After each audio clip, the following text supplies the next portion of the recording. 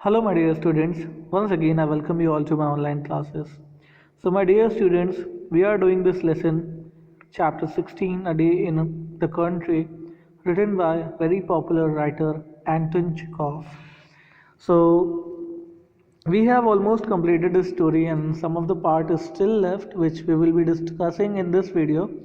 And I hope you all have watched the previous parts, and those who have taken part in yesterday's live video can understand, because I will try to summarize what I taught yesterday, but I will not go in detail. Okay, so let's continue this story. As you all know that this story is written by Russian writer Anton Chekhov. Remember this name? Okay. So in this story we see that how a girl named Fyokla is looking for a man whose name is Trinity, because her brother is in problem. Her brother, whose name is Chanelka, has put his hand under the tree for picking some cuckoo eggs, and his hands were tied there, and he was unable to move his hand. So that's why the girl is looking for him. Okay, so finally हम लोग यहाँ तक तो देख ही चुके हैं बच्चों की कैसे जो गर्ल है वो ट्रिनिटी को ढूंढती है और ट्रिनिटी को बुला करके ले आती है, उससे सारी बातें बताती है, और ट्रिनिटी कहता है कि अभी दिन की शुरुआत भी नहीं हुई और तुम बच्चे फिर से प्रॉब्लम में आ गए. सो ट्रिनिटी अब उनके साथ जाता है और वहाँ से उस बच्चे को निकाल के ले आता है. ओके, तो हम लोग इतना तो देख चुके हैं बच्चों, और हम लोगों ने ये भी देखा कि कैसे बच्चे आते समय ट्रिनिटी से बहुत सारे क्वेश्चंस करते हैं. फॉर एग्जांपल प्लांट्स के बारे में पूछते हैं, ट्रेन के बारे में पूछते हैं, and so many different questions they used to ask him.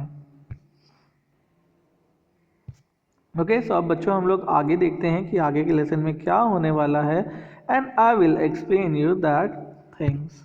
Okay, so fine, यहाँ से हम लोग देखते हैं. तो we see till here Trinity answers all his questions, and there is no secret in nature which baffles him. He knows everything. Thus, for example, he knows names of all the wild flowers, animals and stones. तो Trinity से जितने भी questions पूछे जा रहे थे उसे सभी के आंसर्स पता थे, और नेचर में ऐसा कोई भी राज नहीं है जो ट्रिनिटी को ना मालूम हो, या फिर ट्रिनिटी उससे बैफल हो जाए या कंफ्यूज हो जाए. जैसे कि उसको सारे वाइल्ड फ्लावर्स के नाम पता थे, एनिमल्स के नाम पता थे, और स्टोन्स के नाम भी पता थे. He knows what herbs cure diseases. He has no difficulty in telling the age of a horse or a cow. उसे मालूम था कि कौन से पौधे से कौन सी बीमारी ठीक होगी, और वो किसी भी एनिमल को देख करके उसकी एज आसानी से बता देता था. लाइक हॉर्स हो या काऊ हो, उनका साइज देख करके वो बता सकता था कि वो कितने साल के होंगे. Looking at the sunset, at the moon और the birds, he can tell what sort of weather it will be the next day. और वो क्या किया करता था कि जब शाम होती थी वो डूबते हुए सूरज को देखा करता था, रात में चांद को देखा करता था, बर्ड्स को नोटिस किया करता था, और इन सारी चीज़ों को वो देखकर बता सकता था कि कल का वेदर मतलब मौसम कैसा होगा. And Indeed it is not only Trinity who is so wise. Silanti Silich, the innkeeper, the market gardener, the shepherd, and all the villagers, generally speaking, know as much he does. तो यहाँ पर narrator हमसे बता रहे हैं कि सिर्फ Trinity ही इतना इंटेलिजेंट नहीं था, इतना वाइस नहीं था, बल्कि कि सभी लोग थे. जैसे सिलेंटी सिलिच जो ट्रिनिटी का दोस्त है. इनकीपर कौन होता है बच्चों? जो होटल में देखभाल करता है, होटल की रखवाली करता है, उसको इनकीपर कहते हैं. वो हो गया. मार्केट का गार्डनर हो गया, शेफर्ड हो गया, शेफर्ड हम चरवाहे को कहते हैं. और जितने भी विलेजर्स थे, बाकी के जितने भी गांव वाले थे, अगर सही सही बोला जाए तो सबके पास ही इतनी नॉलेज थी जितनी नॉलेज ट्रिनिटी के पास है. These people have learned not from books but in the fields, in the wood, on the river bank. तो नरेटर हमसे बताता है कि ये लोगों ने स्कूल में या किताबों से पढ़ाई नहीं की, इन लोगों की पढ़ाई खेतों में हुई है, जंगलों में हुई है, नदी के किनारे हुई है. Their teachers have been the birds themselves. When they sang to them, the sun, when it left glow of crimson behind it at setting, the very trees, the wild herbs. तो नरेटर हमसे बताते हैं कि इनके जो teachers हैं वो आप लोगों के टीचर्स जैसे नहीं हैं, वो कोई ह्यूमन नहीं है, बल्कि इनके जो टीचर्स हैं वो नेचर है. फॉर एग्ज़ाम्पल इनकी टीचर्स जो हैं वो बर्ड्स हैं, जब उनके लिए वो गाना गाती हैं. इनके टीचर्स सूरज है जो अपनी रोशनी उनको देता है. इनके टीचर्स पेड़ हैं, इनके टीचर्स छोटे पौधे हैं. तो बेसिकली नरेटर हमसे ये बताना चाह रहा है कि गांव वालों को इतनी नॉलेज नेचर से है, उन्हें कोई पढ़ाया नहीं है, उनको कोई सिखाया नहीं है. They have learned everything from the nature itself. Danilka looks at Trinity and greedily drinks in every word. तो यहाँ पर नरेटर बता रहे हैं कि डेनिल्का ट्रिनिटी को देखता है एंड ग्रीडली मीन्स कि लालच से उसके सारे शब्दों को, ड्रिंक्स का मतलब होता है अपने दिमाग में वो स्टोर कर लेता है ना.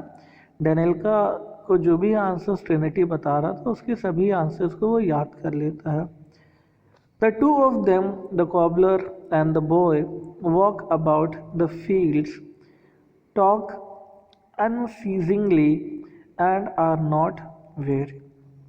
So जो दोनों लोग थे, यहाँ पर कॉबलर की और डेनिल्का की बात हो रही है. बॉय जो है वो डेनिल्का और कॉबलर जो है वो ट्रिनिटी है. सो ट्रिनिटी और डेनिल्का दोनों साथ में फील्ड में चल रहे हैं और दोनों आपस में एक दूसरे से बात कर रहे हैं. डेनिल्का क्वेश्चंस कर रहा है और ट्रिनिटी आंसर्स दे रहा है. And they are not very, मतलब उन्हें कोई बहुत ज़्यादा चिंता या थकावट नहीं हो रही है. They could wander about the world endlessly. Danilka को इतना अच्छा लग रहा है ट्रिनिटी से बात करके कि वो थक भी नहीं रहा है और वो ट्रिनिटी के साथ पूरी दुनिया में चल सकता है बिना थके. They walk and in their talk of the beauty of the earth do not notice the frail little girl tripping after them. So डेनिल्का और ट्रिनिटी आपस में बात करने में इतने ज़्यादा खो गए थे, इतना ज़्यादा अपनी बातों में डूब गए थे कि वो लोग ये नहीं देख पा रहे थे कि पीछे जो छोटी बच्ची है फ्योक्ला, वो इनके साथ साथ नहीं चल पा रही है क्योंकि वो छोटी है और उतने तेज़ी से चल नहीं सकती और वो थक भी चुकी होगी. They walk and in their talk the beauty of the earth do not notice the fair little girl tripping after them. Tripping after them means उनके पीछे वो छूट चुकी थी. She left behind. She is breathless and moves with a lagging step. तो जो girl थी फ्योक्ला वो ब्रेथलेस हो चुकी थी, मतलब काफ़ी ज़्यादा थक चुकी थी और अब उससे और ज़्यादा चला नहीं जा रहा था. She was lagging step means कि दैट कि अब वो और नहीं चल सकती. There are tears in her eyes. She would be glad to stop these inexhaustible wanderers, but to home and where can she go. She has no home or people of her home. So जो छोटी बच्ची थी फ्योक्ला वो चलते चलते बहुत ज़्यादा थक गए थे और वो काफ़ी ज़्यादा थकान के कारण उसकी आंखों में आंसू आ गए थे. वो खुश होती अगर ये लोग रुक जाते हैं, लेकिन वो अपने आप को रोक भी नहीं सकती क्योंकि अगर वो रुक जाएगी तो वो पीछे जंगल में छूट जाएगी और हो सकता है वो खो जाए.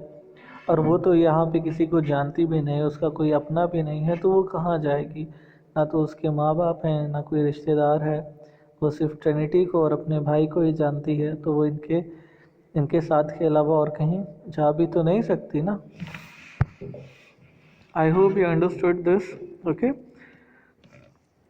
Towards midday, all three sit down on the river bank.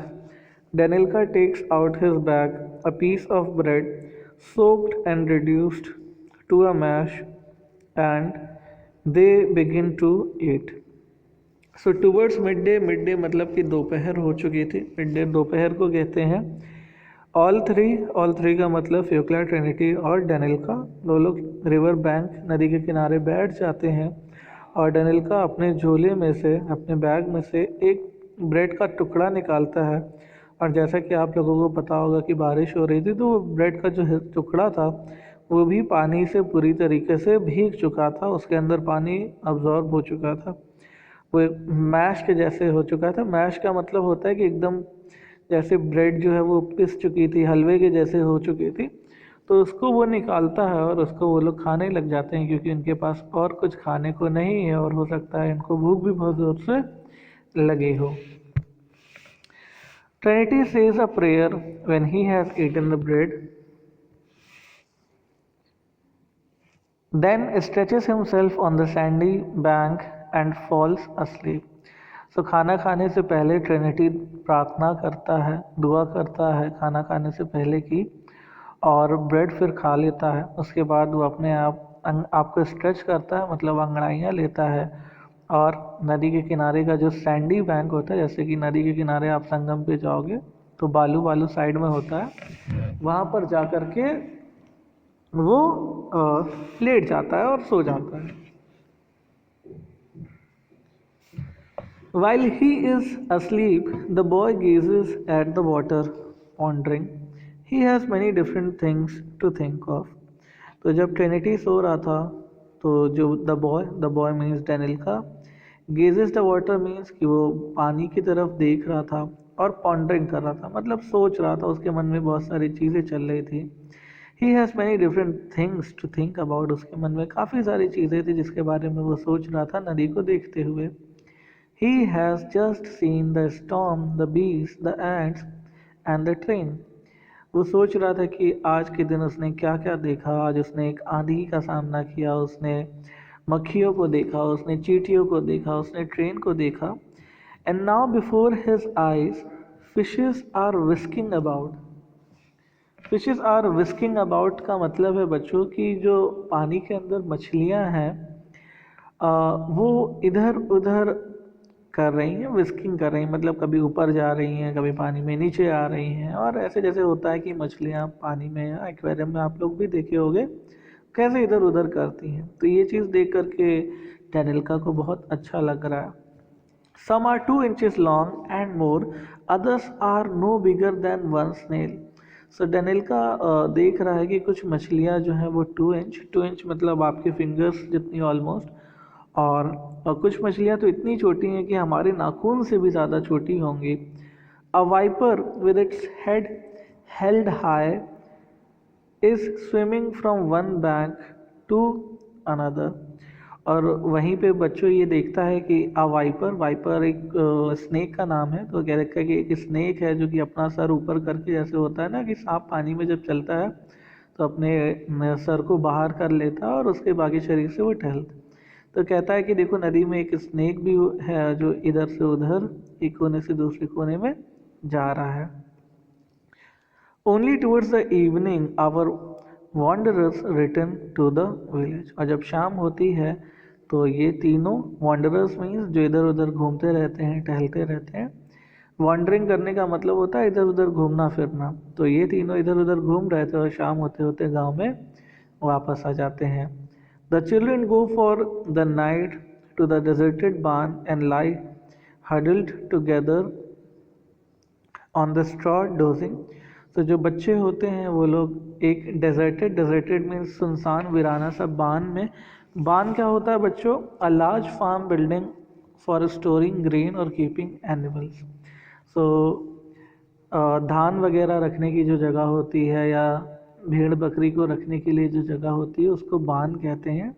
तो बच्चे बान में चले जाते हैं और वहाँ पर जाकर के जो उसमें स्ट्रॉ मतलब जो जैसे बच्चों धान होती है पैरा जिसे हम कहते हैं, उसके ऊपर बैठ जाते हैं और डोजिंग करने का मतलब है वो सो जाते हैं। They went to sleep. Trinity goes to the tavern and inn. Trinity एक होटल में चला जाता है जिसका नाम टेवन नाम के एक होटल में चला जाता है। टेवन में एक्चुअली होटल को कहते हैं। जैसे बच्चों होटल क्या होता है? जहाँ पर हम लोग ठहर सकें, है ना। और इन का मतलब होता है INN। इन का मतलब होता है एक ऐसी जगह जहाँ पर हम ठहर भी सकें, साथ ही साथ हम खाना पीना भी खा सकें, है ना। तो जो ट्रिनिटी होता है वो एक इन में चला जाता है। The children lie huddled together on the straw dose. और जो बच्चे होते हैं वो एक दूसरे के साथ लेट जाते हैं और तुरंत से सो जाते हैं। The boy does not sleep, he gazes into the darkness, and it seems to him that he is seeing all that he has seen in that day. और यहाँ पर जो बॉय है मतलब डैनियल का, उसको नींद नहीं आ रही होती है, तो वो आसमान की तरफ देख रहा होता है और वो ऐसा सोच रहा होता है कि आज दिन भर जो भी हुआ वो उस चीज़ को इमेजिन करता है और उसे वो चीज़ आसमान में ऐसे लगता है कि दिख रही हो। The storm clouds, the bright sunshine, the birds, the fish, lanky Trinity। तो वह सारी चीज़ों को याद करता है कि आज उसने स्टॉर्म देखा, क्लाउड्स देखा, ब्राइट सनशाइन देखी, बर्ड्स देखे, फिश देखी और ट्रिनिटी को भी देखा। The number of his impressions together with exhaustion and hunger are too much for him. He is as hot as he were on fire and tosses from side to side। तो आज डेनिल्का ने जो भी कुछ देखा उसे वो देख करके बहुत ज़्यादा खुश भी है और साथ ही साथ वो आज बारिश में भीगा भी और उतनी देर तक उसका हाथ जो था वो फंसा था। आज जो भी कुछ हुआ उससे वो बहुत ज़्यादा थक भी चुका है और बहुत ज़्यादा हंगर मतलब भूखा भी है, क्योंकि बेचारों ने क्या खाया अभी तक, सिर्फ एक पिसी हुई ब्रेड ही तो खाई।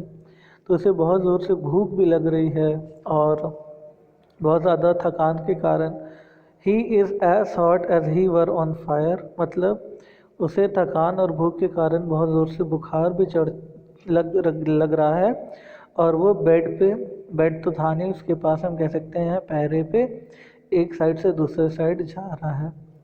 He longs to tell someone all that is haunting him now in the darkness and agitating his soul, but there is no one to tell. Fucla is too little and could not understand.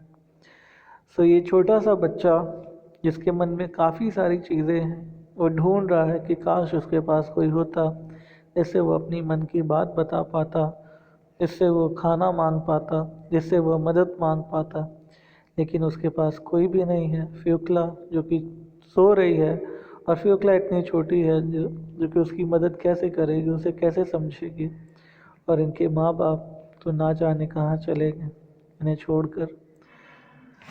So that is there. Okay, आगे हम देखते हैं। I'll tell Trinity tomorrow, thinks the boy. The children fall asleep thinking of the homeless cobbler, and in the night Trinity comes to them, makes the sign of cross over them, and puts bread under their heads, and no one sees his love. It is seen only by the moon which floats in the sky and peeps carelessly through the holes in the wall of the deserted barn। So Daniel का सोचता है कि अब मुझे मेरी भूख को या फिर मेरी बातों को सुनने के लिए तो यहाँ कोई नहीं है, अब मैं कल ही जा कर के ट्रिनिटी से बोलूँगा। तो और बच्चे यहाँ पर सो जाते हैं। तो जब बच्चे सो जाते हैं, जो होमलेस कॉबलर है, जो बेचारा गरीब सा मोची है, ट्रिनिटी की यहाँ पर बात हो रही है, वो इनके पास आता है और इनके पास आकर के एक क्रॉस का साइन बनाता है। क्रॉस का साइन होता है बच्चों, जैसे आप लोगों ने देखा होगा कि जो जीसस क्राइस्ट जब सूली पे चढ़ाए हुए होते हैं, तो आप लोगों ने देखा होगा कि जो एक प्लस के जैसा थोड़ा सा साइन होता है, प्लस से ऊपर उसकी सेकंड डंडी रहती है ना, जो क्रिश्चियन लोग जो अपने गले में भी क्रॉस पहनते हैं, वैसा साइन वो बनाता है। और वहाँ पर उनके क्या कहते हैं, उनके जहाँ पर सो रहे होते हैं बच्चे, उनके तकिए के नीचे ब्रेड रख देता है ताकि बच्चों को जब सुबह उनकी नींद खुले तो उन्हें कुछ खाने को मिल जाए। और ट्रिनिटी को ऐसा करते हुए कोई भी नहीं देख रहा होता है, क्योंकि सब अकेले हैं। अकेले में वो ट्रिनिटी उन बच्चों को अपना प्यार दिखाता है, सिवाय उस चांद के जो कि आसमान में था और वो उसे झांक रहा था, और बाकी पूरी दुनिया में कोई भी इन बच्चों की परवाह नहीं कर रहा होता है सिवाय ट्रिनिटी को छोड़ के। सो ट्रिनिटी, जैसा कि मैंने बताया, ट्रिनिटी भी बेसहारा था उसका भी कोई अपना नहीं था, इस वजह से वो इन दोनों बच्चों को समझता था और अपने बच्चों के जैसा मानता था। So I hope my dear students you have understood everything. अब आप क्या करना कि ये जो क्वेश्चंस दिए हुए हैं बुक में, ये वाले क्वेश्चंस, शॉर्ट आंसर क्वेश्चंस, इन्हें ज़रूर से आप करने की कोशिश करना, और नेक्स्ट पार्ट में, नेक्स्ट वीडियो में मैं आपको इनके आंसर्स डिस्कस करके दूंगा। Okay, but before that I want all of you to do it on your own, in your own words. So I hope my dear students आप लोगों को ये चैप्टर समझ में आ गया होगा। बहुत ही इजी सा लेसन था। और that's it, here is the end of the video. I will see you all again. Bye bye, take care.